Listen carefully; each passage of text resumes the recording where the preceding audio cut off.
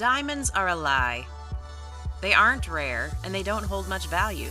In fact, they're only valuable because you've been tricked into believing they are. Go try selling one yourself and you'll see what I mean. In the meantime, let's examine how this all began. Meet Frances Gerety. She's the copywriter behind the infamous De Beers slogan, "A diamond is forever."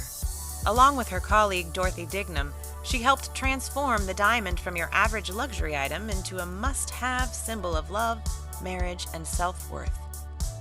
Before 1938, Americans occasionally exchanged engagement rings, but the custom had not yet become the norm.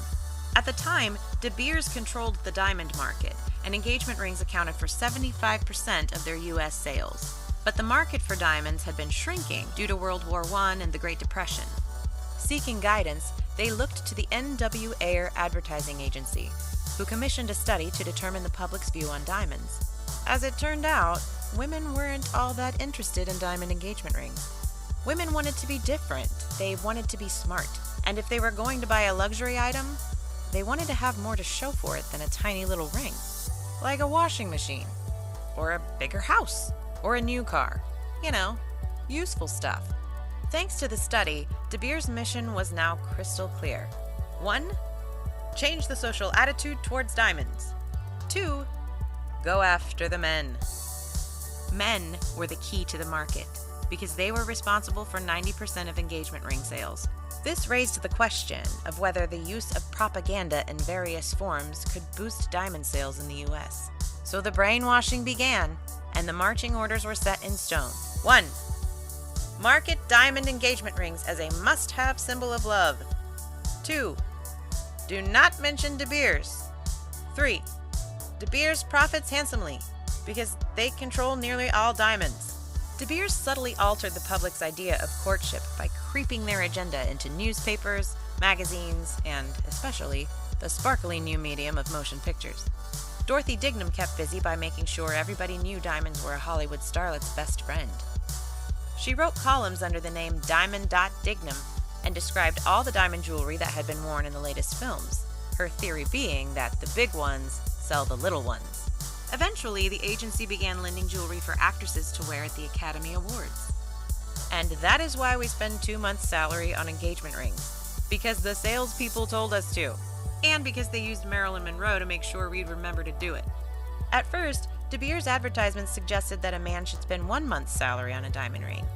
But it worked so well, they increased that suggestion to 2 months' salary. It was an elaborate plan, but it all worked. After 2 years, sales in the U.S. shot up 55%. It was during this time that Gerety came up with the iconic line, "A diamond is forever." When she first suggested it during a 1947 meeting, her colleagues didn't like it. Even she wasn't in love with the line, but it stuck, inadvertently proving that sometimes slogans are forever too. That slogan has shown up in every De Beers engagement ad since 1948, and it was named the slogan of the century in 1999. Today, over 80% of women in the U.S. receive diamond rings when they get engaged. Advertising mission accomplished. But that's all it is. Advertising. The moment you buy a diamond ring and walk out the jeweler's door, the value of that ring drops by more than 50%. How can they effectively sell them at such a high price? Well, the only way to increase the value of something that has no value is to make it scarce. So De Beers and other diamond miners restricted the supply to keep prices high. That brings us to the problem of blood diamonds. Because De Beers also bought diamonds from war-torn countries, where forced laborers, including children, mined them. These diamonds were usually garbage, so the company just hoarded them. But countless civilians still died due to the profits made from mining in areas of war. And that money often funds the activities of warlords, invading armies, and hostile militant groups. For this, the industry has faced many critics, which they answered by creating the Kimberley Process Certification Scheme. The scheme says that it ensures diamonds only come from countries that don't finance rebel groups or seek to overthrow UN-recognized governments. But it's very easy to beat this system, and diamonds can be transported from a conflict state to a non-conflict state and simply relabeled. Is there a definitive solution? Maybe. Here's a proposal to consider. Stop buying diamonds!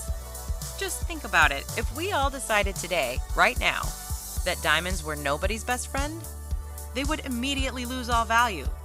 And really, if you're going to invest 2 months' salary, you should probably consider investing in something that actually holds value, like your future, because futures are forever.